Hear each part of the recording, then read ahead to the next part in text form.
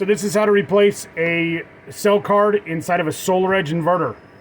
What we're going to do, making sure we're not touching anything else in the panel.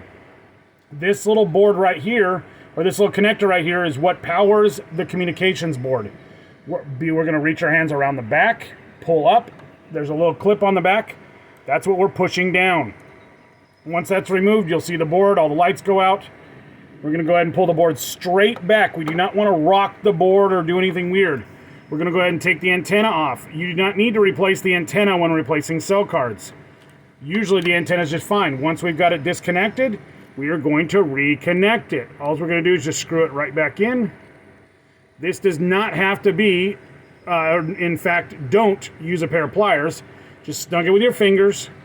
Push the board straight back on, making sure we're getting all the pins in the holes, and push straight back on. Okay, this is not, you don't have to smack it back on or anything. Once we've done that, sometimes this is 2 pins, sometimes it's the 6 pin like this, but it only has the 2 red and black wires coming out of the top. It'll sometimes be a little over here, sometimes in the middle, but usually right here. We're going to push these 2 wires back, making sure we're not touching anything else in the panel. Just with the back of our finger, go ahead and slide that guy back in. You're going to see 3 little green lights eventually come up here.